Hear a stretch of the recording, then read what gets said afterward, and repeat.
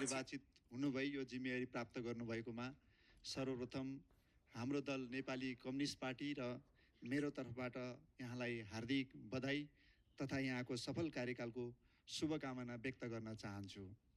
हामी ब्रिटिस मोडलको धेरै नै पुरानो संसदीय अभ्यासमा छौँ।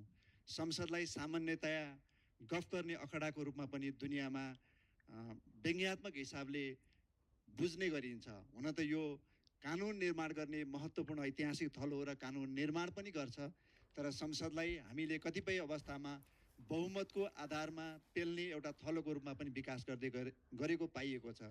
त्यसकारणले म सभामुखज्यूलाई हार्दिकतापूर्वक अनुरोध गर्न चाहन्छु, यहाँले दल परित्याग गरेर यो गरिमामय जिम्मेवारी लिँदै गर्दाखेरि त्यो व्यवहार त यो संसद बहुमतको मात्रै होइन, सत्यको आवाज सुन्ने, त्यसलाई कार्यान्वयन गर्ने र जनताको पक्षमा काम गर्ने थलोको रूपमा विकास होस् भन्ने शुभकामना व्यक्त गर्न चाहन्छु।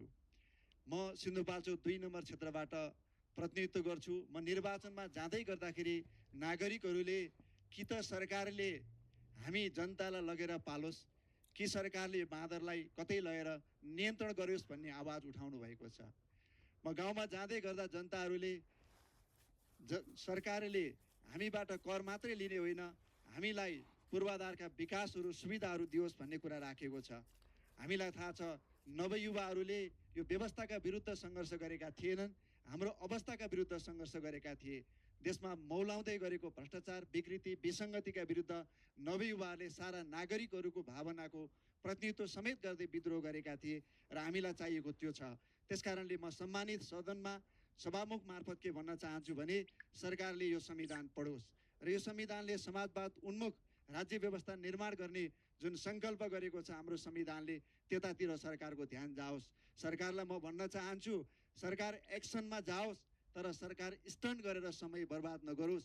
राज्यको समय ट्रायल गरेर स्टन्ट गरेर बर्बाद गऱ्यौँ भने हामीले फेरि नवयुवाहरूको भावनालाई सम्बोधन गर्न सक्ने अवस्था आउँदैन।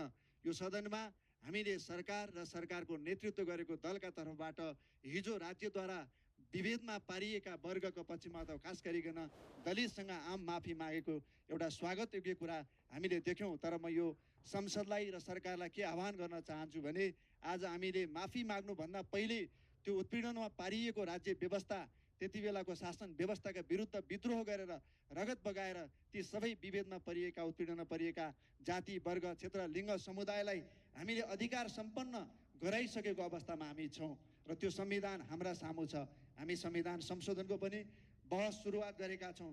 त्यसकारणले मैले स्मरण गर्न खोजेको कुरा के हो भने हामीले यो सबै कुरालाई ख्याल गर्नुपर्छ कि हाम्रो संविधान रगतबाट निर्मित संविधान हो, सबैको साथ